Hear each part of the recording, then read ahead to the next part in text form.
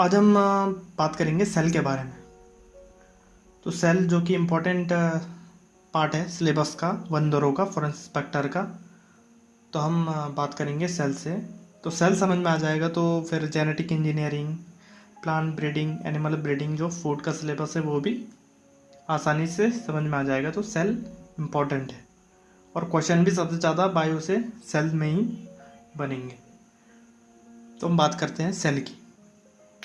तो cell is the smallest unit of life, जो हमें पता ही है। जैसे हम फिजिक्स में पढ़ते हैं एटम, तो एटम सबसे एक बेसिक यूनिट होती है, उसी से मॉलिक्यूल बनता है, फिर मॉलिक्यूल से बॉडी बनती है। इसी तरीके से बायो में हम पढ़ते हैं सेल, और सेल से ही आगे टिश्यू बनते हैं, फिर आगे ऑर्गन बनते हैं, फिर बॉडी बनती है।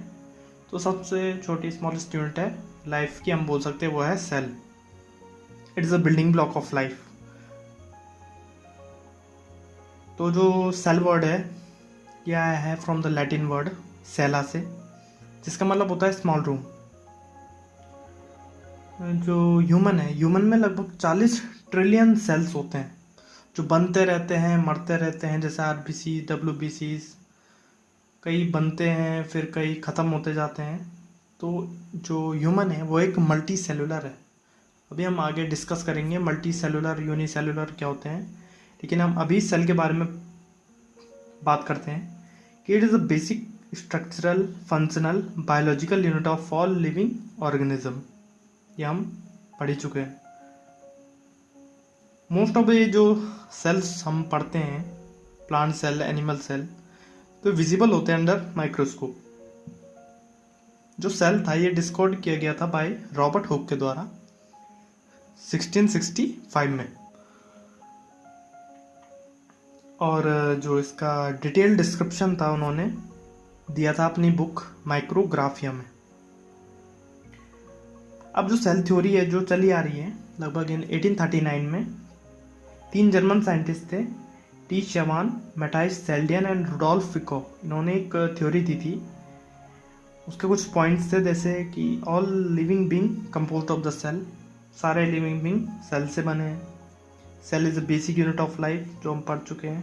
और तीसरा उन्होंने पॉइंट दिया कि all cell arise from the pre existing cell, जो पुराने सेल्स होते हैं उन्हीं से आगे नए का निर्माण होता है। अब जो मॉडर्न सेल थ्योरी है उसके मुताबिक उसके कुछ पॉइंट्स हैं, जैसे energy flow within cell, जो सेल होती है उसके अंदर एनर्जी फ्लो करती है। दूसरी बात, genetic information pass from one cell to other, जो जेनेटिक इन्फॉर्मेशन होती है, जेनेटिक जो जानकारियाँ होती है वो पास होती है एक सेल से दूसरे सेल में। और तीसरा पॉइंट है कि all cell composition is same, लगभग जो सारे सेल के जो बनावट होती है वो एक ही तरीके की होती है लगभग। अब हम बात कर लेते हैं यूनिसेलुलर एंड मल्टी सेलुलर के बारे में। तो जो यूनिसेलुलर होता है वो होते हैं सिंगल सेल, और जो मल्टी सेलुलर होते हैं उनमें मोर देन वन सेल होते हैं। तो जो यूनिसेलुलर ऑर्गेनिज्म होता है वो इरेगुलर होता है शेप में, शेप उनका कभी भी डेफिनेट नहीं होता। और जो मल्टी सेलुलर होते हैं उनका डेफिनेट शेप होता है। यूनिसेलुलर ऑर्गेनिज्म में क्या होता है कि जो सिंगल सेल होता है वही क्या रहता है थ्रू आउट द लाइफ, वो एक ही सेल काम करता है ज़िंदगी भर। जो मल्टी सेलुलर ऑर्गेनिज्म में क्या होता है कि मल्टीपल सेल्स होते हैं, हर ऑर्गन के अपने अलग सेल्स होते हैं। जैसे ह्यूमन है, किडनी का सेल्स अलग, ब्रेन सेल्स अलग, स्किन का सेल्स अलग। तो डिफरेंट जो मल्टीपल सेल्स है परफॉर्म द डिफरेंट फंक्शन।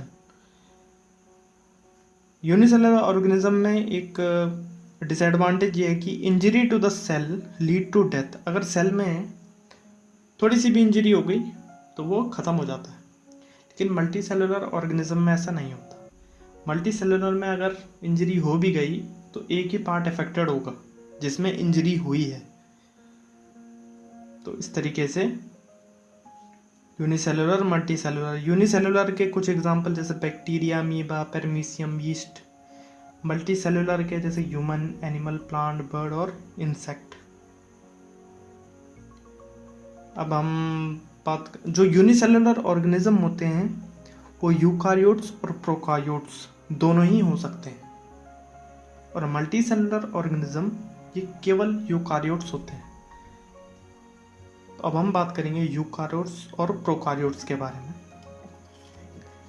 तो जो इनमें बेसिक डिफरेंस है न्यूक्लियस का। जो प्रोकारियोट्स होते हैं उसके अंदर न्यूक्लियस नहीं होता। जैसे हम एटम पढ़ते हैं फिजिक्स में, तो उसके अंदर न्यूक्लियस होता है जो क्या करता है, जिस कारण जो इलेक्ट्रॉन होता है वो घूमता है, जो एनर्जी डेवलप होती है वो न्यूक्लियस के कारण होती है।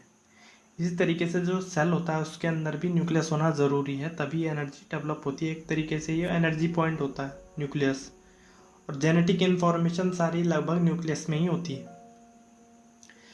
तो प्रोकारियोटिक जो सेल्स होते हैं उनमें न्यूक्लियस नहीं होता, लेकिन न्यूक्लियस की जगह क्या होता है, एक रीजन होता है, एक बड़ा सा रीजन होता है, मतलब सेल के अंदर, जिसे हम कहते हैं न्यूक्लियोइड रीजन।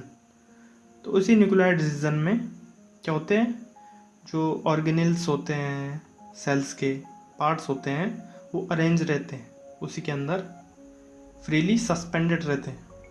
जेनेटिक मटेरियल हो गया, डीएनए, आरएनए जो भी है उसके अंदर रहते हैं न्यूक्लियोइड रीजन के अंदर। तो कुछ एग्जांपल है जैसे प्रोकारियोटिक सेल के आर्किया, साइनोबैक्टीरिया, बैक्टीरिया, तो ये चीज़ें होती है। प्रोकारियोटिक सेल को क्या कहते हैं, प्रोकारियोट्स भी कहते हैं। तो अगर हम दूसरी बात करें कि जो प्रोकारियोटिक सेल है ये पहले सेल थे जो अर्थ पे आए थे। यूकारियोटिक से भी पहले प्रोकारियोटिक का जन्म हुआ था।